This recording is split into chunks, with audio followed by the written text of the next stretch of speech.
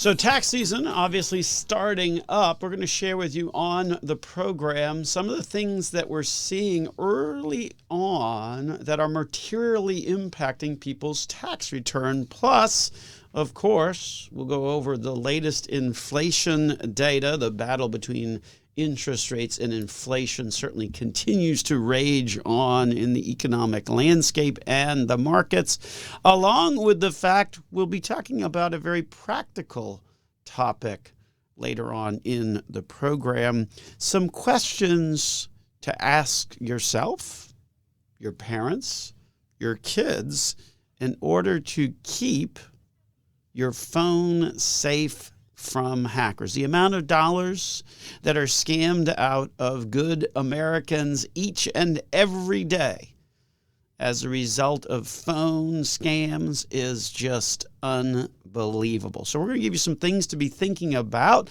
to maybe hopefully have you a bit more protected than you might otherwise be. So welcome on in to the program. This, of course, is Dollars and Cents, where we help you make sense out of all of life's decisions involving your dollars. We're one of Central Florida's longest running radio programs, coming to you on a host of radio stations throughout the Central Florida region. Also happen to be one of the top 25 financial planning podcasts on the World Wide Web. So make sure you subscribe to us on your favorite podcast platform of choice. Have any trouble finding our channel on those various outlets? Go to our website, Nelson Financial Planning.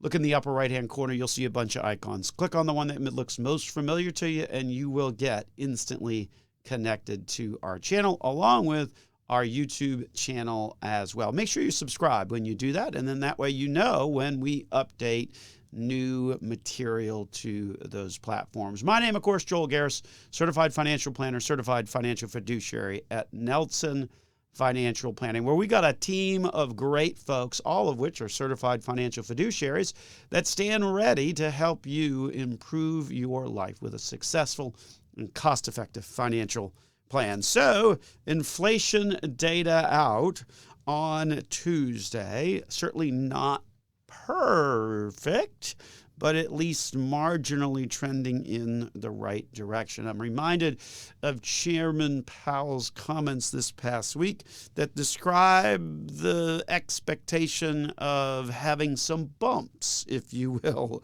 on the trend to lower inflation. The headline number came in at 6.4%. That's a little bit of a dip from the prior reading, which was at 6.5%. The expectation, however, was hoping for 6.2. So, 6.4 ain't 6.2. Month to month, and this is where kind of the indigestion in the data came from. Month to month, inflation is actually up 0.5% between December to January. Core prices over that same period also increased by 0.4%. So, overall headline number, at least trending down, maybe not as down as expected. Some of the core numbers showing some resiliency, and certainly, to borrow Chairman Powell's expression, this would be some of the bumps in terms of getting inflation back under control. Markets this past week seem to have kind of languished over this data.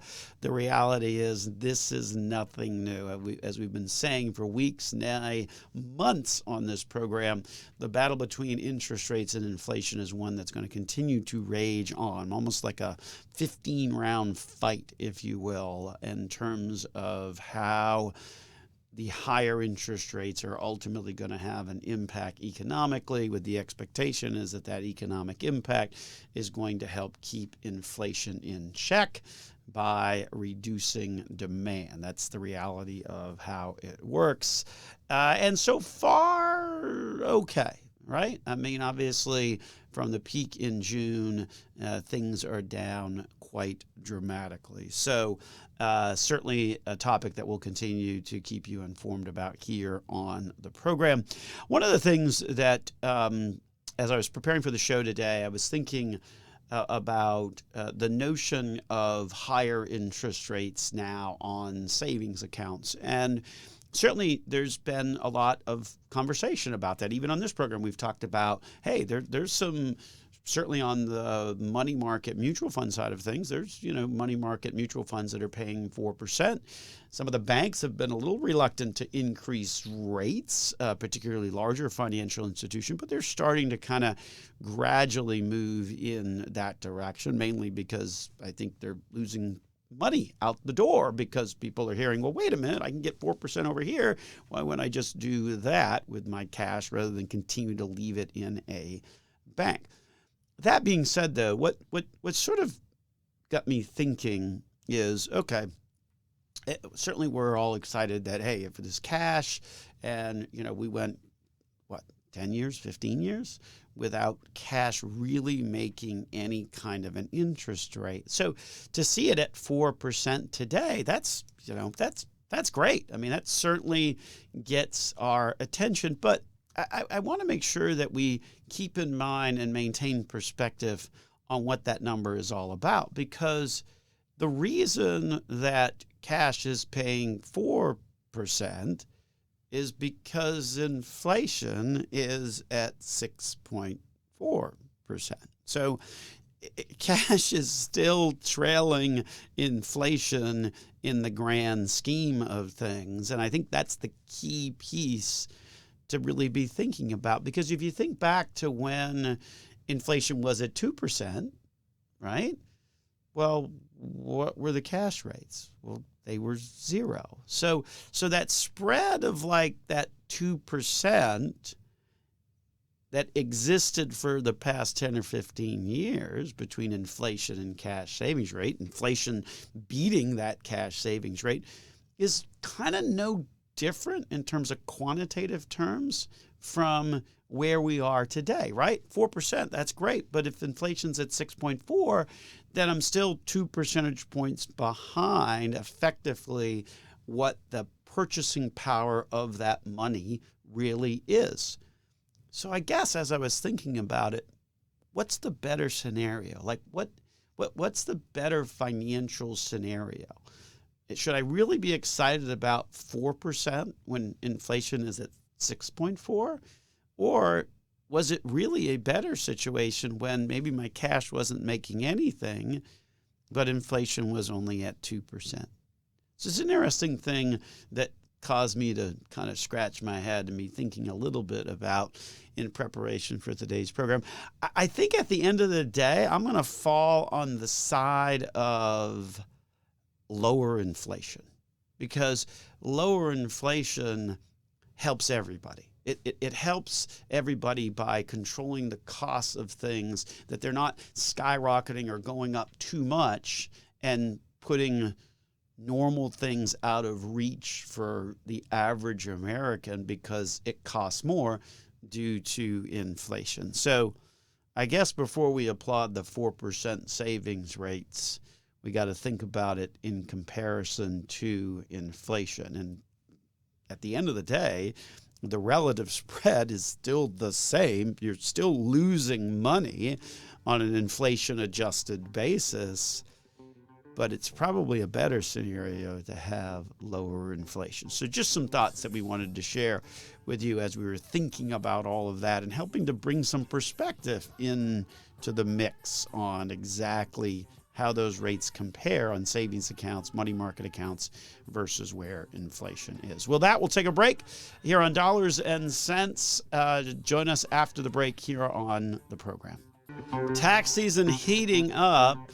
On this segment of the program, we're going to be talking about some of the things that are sort of catching our eye, if you will, early in the season, and certainly some things that you as a taxpayer want to be aware of as you sit down and begin the organizational and completion process of filing your federal tax return. So welcome back into the program. This, of course, is Dollars and Cents, where we help you make sense out of all of life's decisions involving your dollars. My name, of course, is Joel Garris.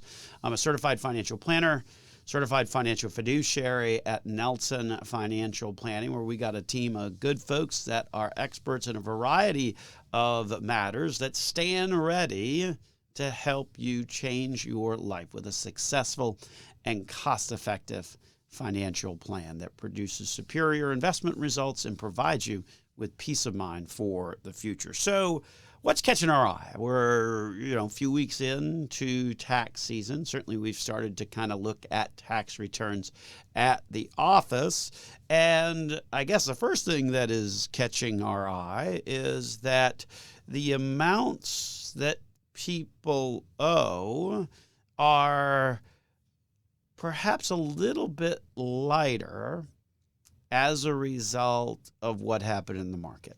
I guess that should make sense, right? Because at the end of the day, if the market has a bad year, then dividends, capital gains, things like that aren't really going to be as high as they are when you're having a good year in the markets, right? So then without that capital gain dividend, or should I say lower capital gains and dividends, then that means you're going to owe less. So that's a good trend. So we're seeing that trend sort of that is, and that would be a trend that we would say that we see more on sort of the retiree side of things, where again, bad year, okay, the only silver lining is that you're going to have less to worry about in terms of taxes on dividends, capital gains, and things like that. So that's number one. Number two, though, is the flip side, where refunds generally are not as good as they were, particularly if you think about it from a family perspective. Because the family perspective, that's where a lot of the tax credits and things like that we've seen over the years really came in pretty strongly, sort of in this post-COVID era where you had stimulus checks, you had expanded child tax credits, you had expanded credits for dependent care, all of that stuff that was really coming in. And some of the numbers, I mean, it just is staggering how big the numbers were when we think about the enhanced child tax credit, when we think about the expansion of the tax credit for dependent care expenses. It was enormous. There's no other way to say it. The reality is, though, none of that was extended for 2022. So as you're doing your tax return, your refund, not nearly what it was. And so that's kind of what we're seeing more on the family side of things, where those child tax credit, dependent care expenses credits would be more applicable, if you will.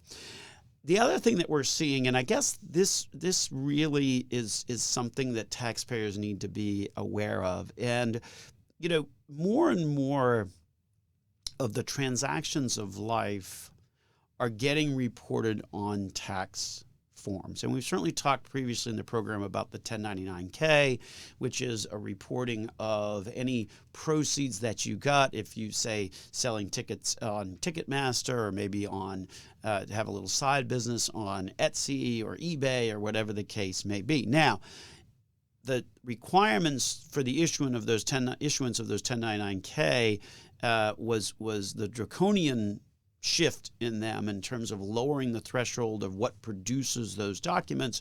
What was shifted a year, okay, so that's good at least, but you're still seeing a higher level of proliferation of those types of documents, and it really does leave people sort of scratching their heads as to what to do with them. Along with the fact, when you think about real estate transactions or legal settlements or anything like that, all of those, whereby previously you didn't necessarily see tax documentation on them, more and more now we just see this proliferation of tax documentation on these types of transactions, the biggest of which was the 1099-K. The reality is that was delayed a year, but you're still seeing those forms getting generated by folks like eBay or Ticketmaster or those kinds of things. And so it begs the question, or it underscores the importance, if you will, of making sure that the tax form that's getting produced is an accurate one that really reflects the true nature of the transaction.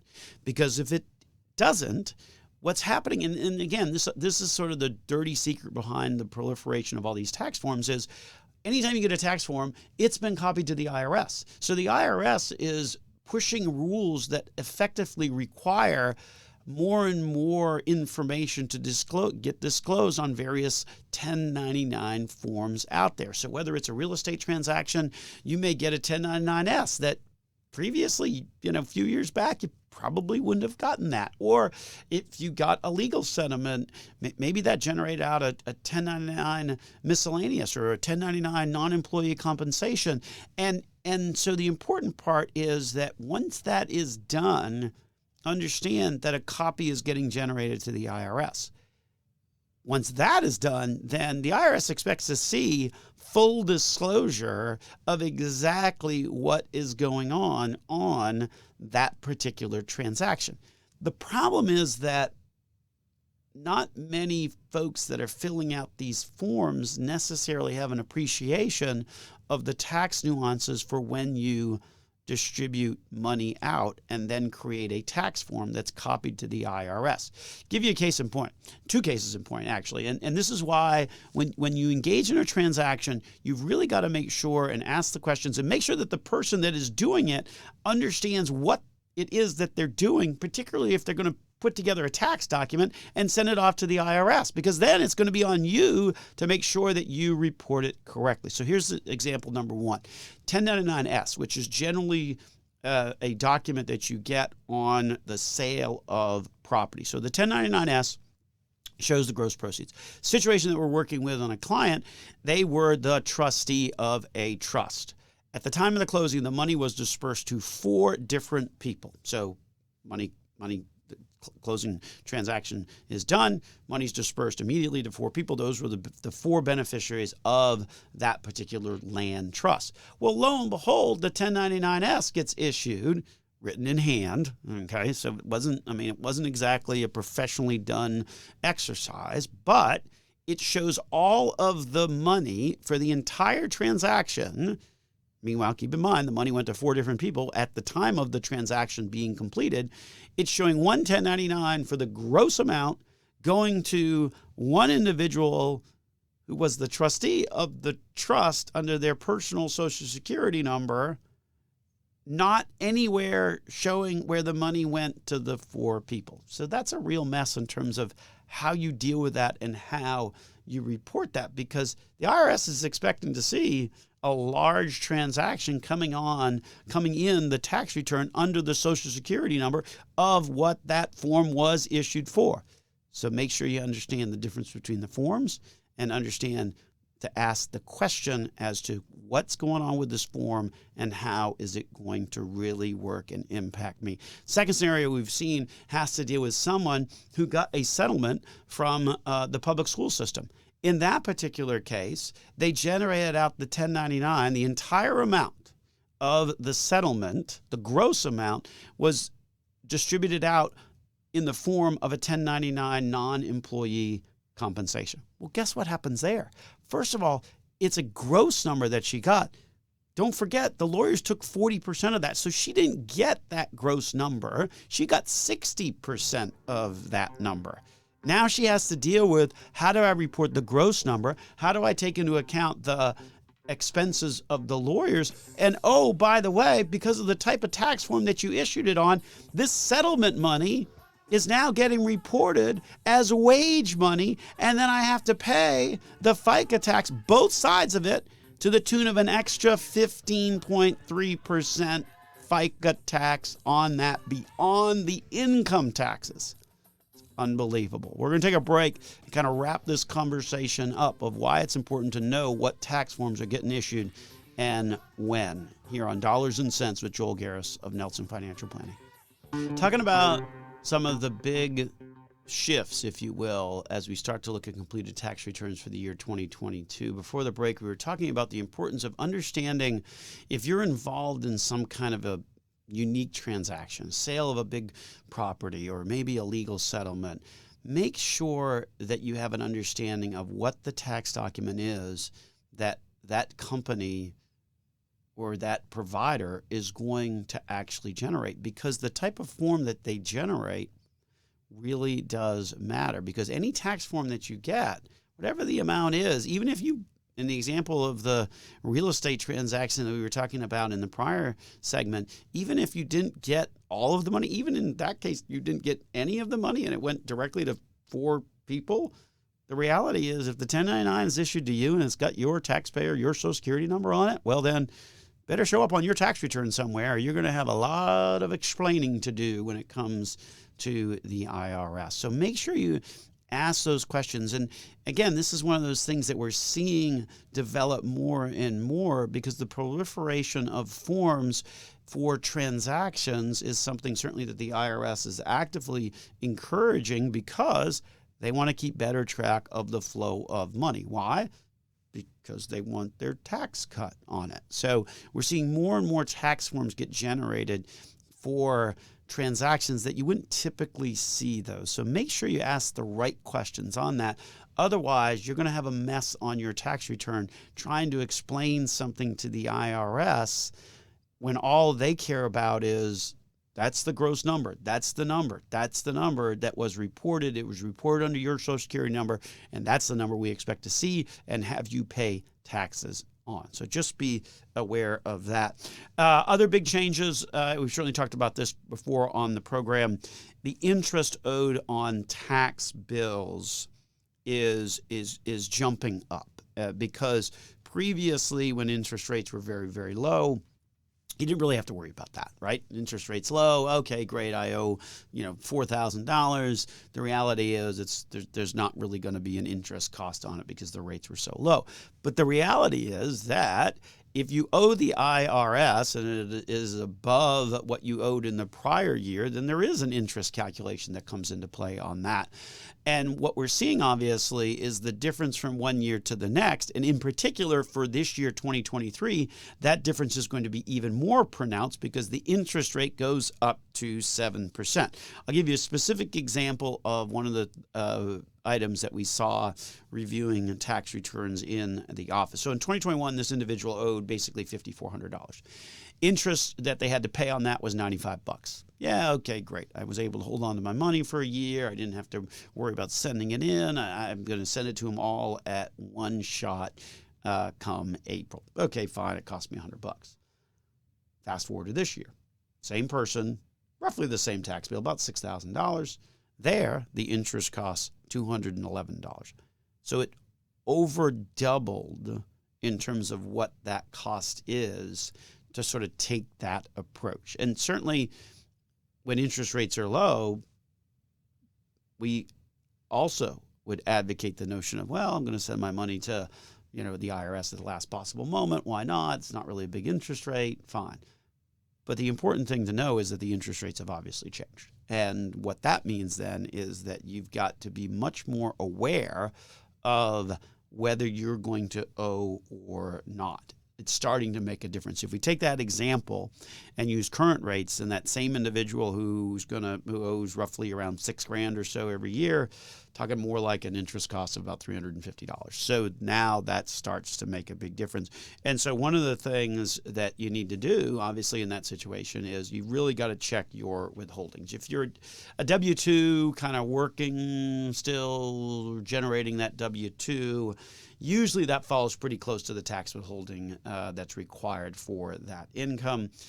If you're drawing from an IRA or you're getting Social Security, and that's one of the pieces that a lot of people miss, is that your Social Security more and more taxable for individuals because the threshold for taxation of Social Security was set back 40 years ago and never inflation adjusted. So it captures more and more people each and every year where they've got to start paying taxes on their Social Security. So if you're taking money out of an IRA or if you're collecting Social Security, know that you've got to set that withholding amount. You've got to make that election, and it's got to be right. Otherwise, you may find that you're owing more than what you really want to owe because the interest cost has certainly increased. So make sure you're really double checking on that withholding.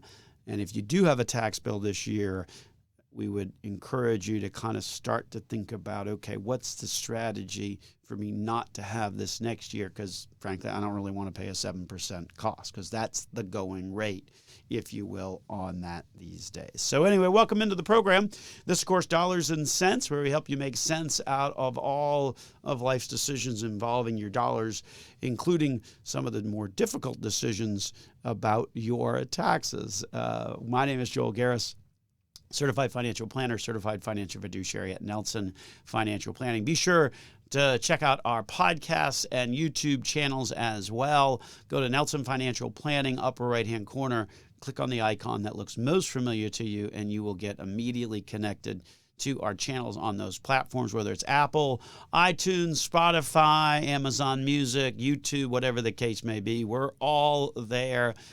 Get connected to us. Make sure you subscribe when you go there so that you know when we upload new content along the course of the week. So one of the questions that we talked about at the beginning of the program was this notion of phone scams. My mom, who is 82, gets a tremendous amount of calls and texts and emails, and things like your Amazon account is compromised, your bank account this.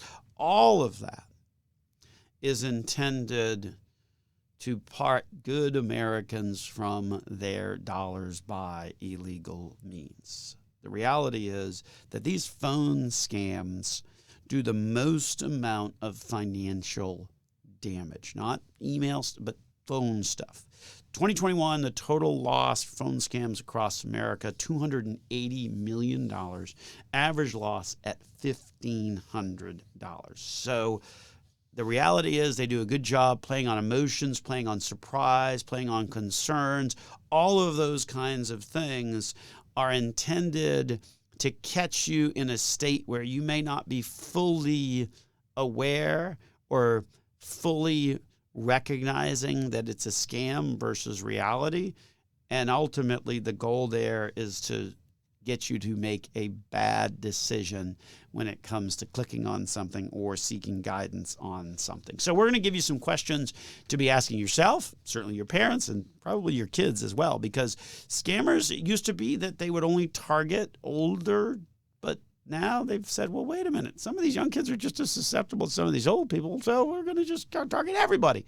So these are some questions that everybody should be asking themselves when it comes to your phone and how to keep yourself safe and secure as best as possible. So first thing you should be asking yourself is my phone password protected? You know, I understand it's kind of a pain in the butt to always have to put that code in anytime you want to access your phone, but that's a real security feature, and it does provide the first line of defense. If somebody steals your phone, then without them knowing what that 4-digit or 6-digit password is, then they can't get in and start doing fraudulent activity. So make sure that you've got your phone password protected.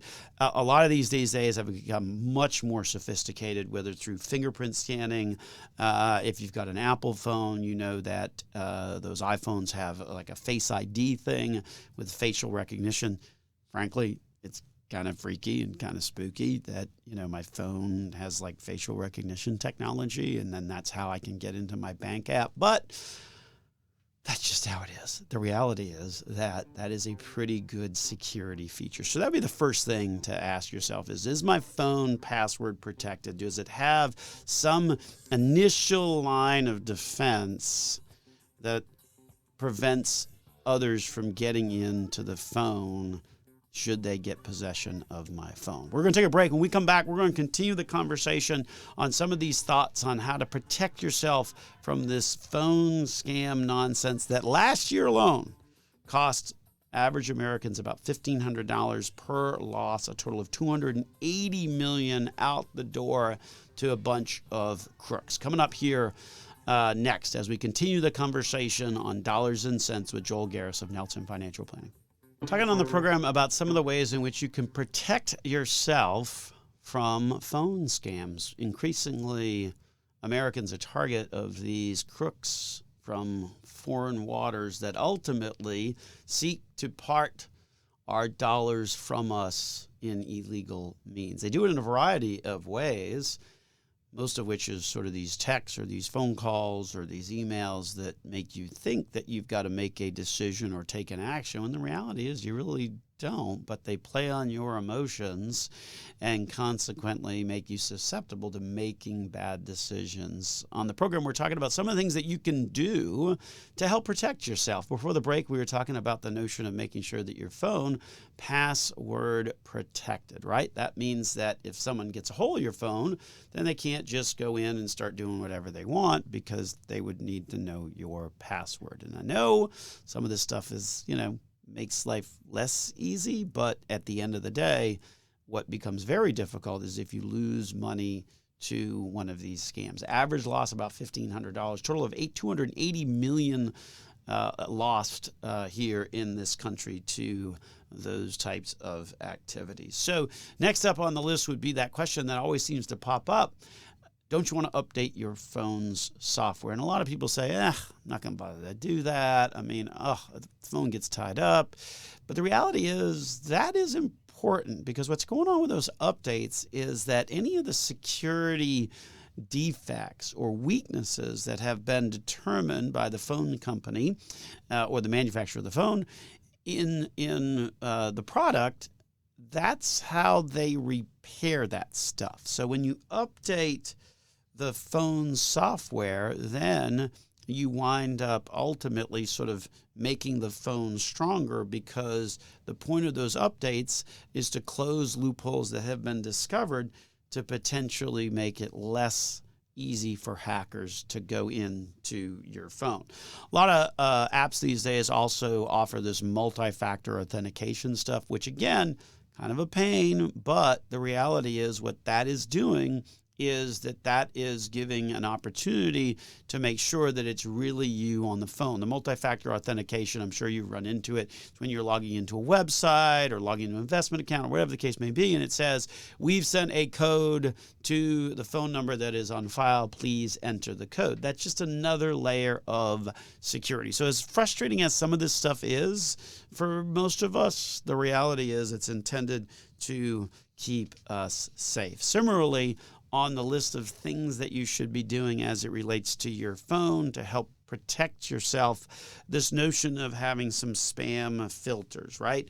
A lot of the major phone providers, whether it's AT&T, T-Mobile, Verizon, they all have features for detecting robocalls. And I'm sure you've looked at your phone and seen scam likely or whatever the language is that your particular carrier uses to help identify, hey, this is probably not a call that you want to take, because oftentimes those calls are just that, looking to scam folks out of the kinds of money and earnings that they have accumulated. Next up would be setting up an alert system from your bank. Also a good idea, great way to sort of protect things, to make sure that if there is something going on with your bank account, then ultimately you know it. So you can get text alerts, sort of whatever the monetary threshold is that you want, that ultimately texts you when money enters or leaves an account. So obviously it's important when you get text messages that say they're from your bank to not immediately click on that information, but rather verify it by calling the number on your actual account statement, because oftentimes the texts or the phone calls that you will get randomly aren't actually from the institution that you think they are. Next up would be naming a trusted backup contact. That's one of the things actually that we ask folks in the office, is to have a trusted backup contact name, just in case for some reason you can't be reached or something happens. And that's different than a power of attorney. Power of attorney gives someone an opportunity to sort of act as you in a particular legal capacity. A trusted contact in person is just someone that you're comfortable having an institution reach out to and say, hey, we saw this. Is this okay? What's going on? Those things. It's not intended to give them the authority to ultimately make decisions, but rather just to see and investigate what might be happening. So make sure you've got some kind of a trusted backup contact. And then, of course, with passwords, right? You've got to make sure that you're keeping track of those. Perhaps a Word document that is entitled passwords is not a good way to do that. Certainly, some of the different ways in which you can do that is there's various password keepers, things like that out there that are available that ultimately do a good job at making passwords that are not easy to break, that are more complicated. Of course, that also means that they're harder to remember. But at the end of the day, there's certainly some great options out there. Another thing that we're hearing a lot about is, of course, with everybody's ability to log in and things like that, and most of us gone more to online types of platforms. What happens to that accessibility when you pass? Apple, for example, has a legacy contact information that you can put in someone's information, and that gives them access to your phone and your pictures and your documents and your notes and things like that. So there's definitely some account features that are getting added in that give folks the ability to sort of do things after you pass, because that's certainly important. So much of that stuff is tied up electronically, and ultimately you need to have someone being able to access that, and you can do that. Otherwise, they wouldn't be able to access it unless you've named them as a legacy contact or the like. So those are just some of the things to be thinking about in terms of some of the steps that you can take to try and protect yourself as much as possible. Speaking of scams, and we'll end the show on this note. Don't know if you saw the latest headline out of the cryptocurrency world, or should I say the wild world of cryptocurrency. Founder of Terra USD and Luna, a guy by the name of Do Kwon, both those cryptocurrencies wound up going to zero during the course of last year. Wanted by the SEC for securities fraud. So just another development in the wild, wild west that is cryptocurrency. Terra USD and Luna were two somewhat popular types of cryptocurrencies out there that ultimately went to zero. The individual responsible for creating and inventing them now wanted, and apparently hiding out somewhere, nobody knows where, but wanted by the SEC for securities fraud. So that will certainly continue. So it doesn't have to be something as clever as a phone call, a text, or an email. It could be something as blatant as some of this cryptocurrency stuff that's been going on. Well, with that, we will wrap it on up and get on out of here. We thank you all for listening to this week's episode of Dollars and Cents with me, Joel Garris of Nelson Financial Planning. If you like what you heard and want to learn more about how we can help you, go to our website, nelsonfinancialplanning.com, or call the office at 407-629-6477. Remember, we have live people that answer the phone, and we don't believe in account minimums, because our goal at Nelson Financial Planning is to help you achieve financial independence. Have a great Sunday.